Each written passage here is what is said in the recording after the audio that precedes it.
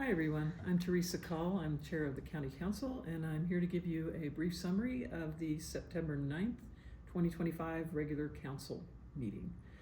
The meeting started with two proclamations, one designating September 20th as National Cleanup Day in Los Alamos, and one designating September 2025 as Voter Registration Month and September 16th as Voter Registration Day.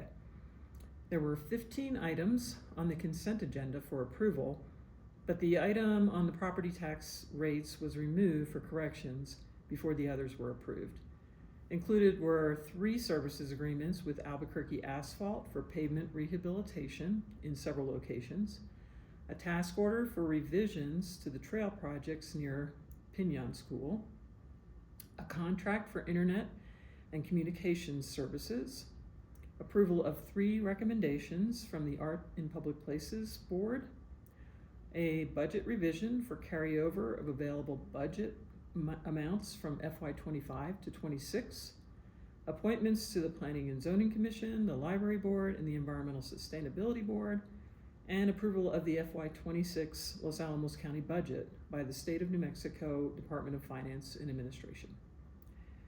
There were 5 public hearings, 3 of which had to do with the Los Alamos wastewater treatment plant, water system projects, and wastewater system improvements. Those were all passed unanimously.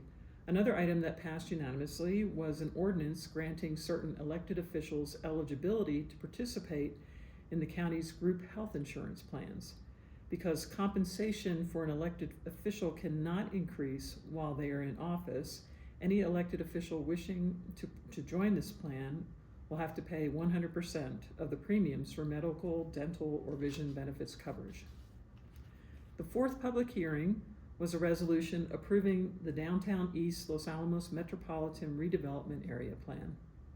We've had several presentations on the MRA, but for those who haven't heard about this before, the New Mexico state statute empowers municipalities to establish metropolitan redevelopment areas in downtown areas that are suffering from blight, physical and economic deterioration, and/or facility underutilization. The statute grants municipal bodies the ability to implement certain activities within these areas that can stimulate economic development, including land and building acquisition, adaptive reuse or demolition, rezoning and modification of zoning regulations, transportation improvements, cultural and community facilities, and housing projects. The boundary of the MRA was discussed, but that boundary had been approved by council back in May of 2024. The area includes about 29 acres of privately owned property encompassing the Merrimack Shopping Village and portions of Trinity Drive and Central Avenue.